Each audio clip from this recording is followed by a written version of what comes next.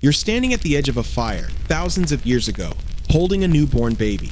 It's tiny, wrinkled, brand new to the world. And as you look down at it, there's a single question sitting in the back of your mind. A question you cannot answer, no matter how hard you stare. Is this mine? Here's the strange, uncomfortable truth at the heart of being human. A mother always knows her baby is hers. She was there, she felt it, there is zero doubt. But a father has never, in the entire history of our species, been able to look at a child and truly know. Not until about 40 years ago. For hundreds of thousands of years, fatherhood was, at its core, a guess. So how did ancient humans deal with that? How did they figure out who the father was in a world with no tests, no records, and no way to peek inside the blood? And here's the thing, nobody tells you. A lot of the time, they didn't figure it out at all. They couldn't. And some of the ways they worked around that are going to genuinely surprise you. Let's start with the fundamental problem, because it's bigger than you think. Scientists actually have a name for it: paternity uncertainty. And it is one of the most quietly powerful forces in all of human history. Motherhood is a fact you can watch happen. Fatherhood is a claim you have to trust. That single lopsided gap, mother certain, father never, has shaped human jealousy, human marriage, human inheritance, and human behavior more than almost anything else. Entire civilizations were quietly built around trying to close a gap that, deep down, could never fully close. And here's what makes it even harder for humans specifically. In a lot of animals, females show obvious, visible signs when they're fertile. The whole world can see it. Humans don't. Human fertility is hidden, even from the woman herself half the time. Which means an ancient man couldn't even do the math. He couldn't point at a moment on a calendar and say that's when it happened. The timing was invisible, and some researchers think that this hidden fertility is exactly why humans started forming long-term pair bonds in the first place. If you can't know when the important moment is, your only strategy is to stick around all the time. Marriage, in a sense, might have started as one long, anxious guess. Now let me throw something at you that sounds completely made up, but is absolutely real. In some cultures, people didn't believe a baby had one father. They believed it had several. The idea was that a baby was built little by little from every man a woman was with during her pregnancy, so a child could genuinely have 2, 3, 4 fathers, and every one of them was considered responsible for it. It even has a name, Partible Paternity. And here's the part that'll really get you. It wasn't a disaster. In those societies, a child with multiple fathers often had a better chance of surviving, because more men meant more meat, more protection, more hands looking out for that kid. Where we see a paternity scandal, they saw a survival strategy: more dads, more food, more living children. They looked at the exact thing our culture panics about and went, yeah, that's good for the baby, actually. But most cultures wanted one father, so they got creative about guessing. And the oldest tool in the box is one you still use today without thinking: resemblance. You look at the baby, and you look for yourself in it. His nose, her eyes, that expression. It's why, to this very day, the first thing people do when a baby is born is announce who it looks like.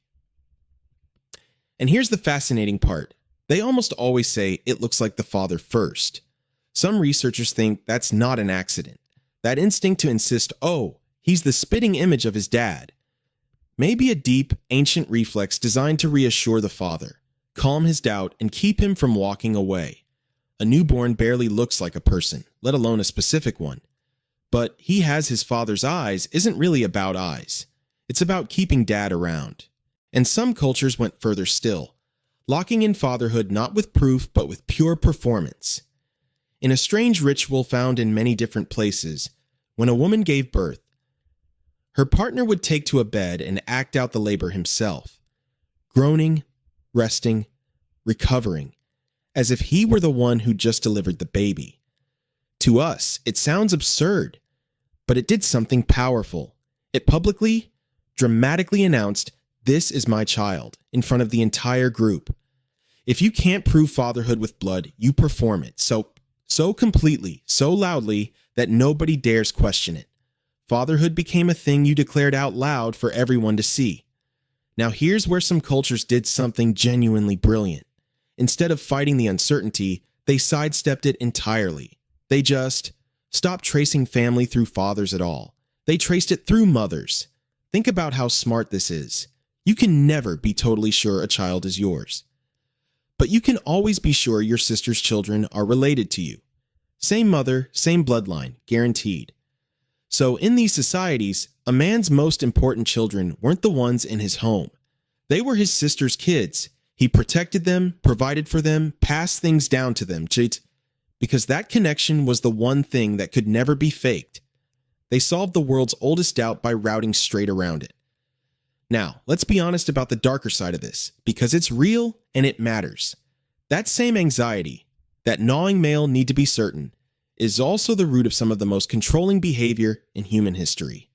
A huge amount of the rules, restrictions, and suspicion placed on women across thousands of years traces back to men trying to guarantee that a child was theirs. Paternity uncertainty didn't just build marriage and inheritance, it built jealousy, control, and a lot of pain too. It's not a pretty part of the story, but you can't understand human history without it. So much of how societies treated women comes down to men trying to answer a question their biology would never let them answer. But here's the reframe that changes everything, and it's the honest one. For almost all of human history, father was never really a genetic fact. It was a role. The father was the man who was there, the one who fed you, protected you, taught you, and raised you, regardless of whose blood you carried. And in a world where the blood could never be checked anyway, that was the only definition that made any sense. This obsession we have now, this need to know the exact genetic truth down to the percentage, that's brand new. That's a few decades old. For your ancestors, being a father wasn't about a test result. It was about showing up every day. So how did ancient humans know who the father was? The real answer is that mostly they didn't. They guessed. They looked for their own faces in tiny babies. Some decided a child could simply have several fathers and be better off for it. Others gave up on the question completely and passed everything down through the one bloodline that couldn't lie. And underneath all of it, they built an entire idea of fatherhood that had nothing to do with certainty and everything to do with staying.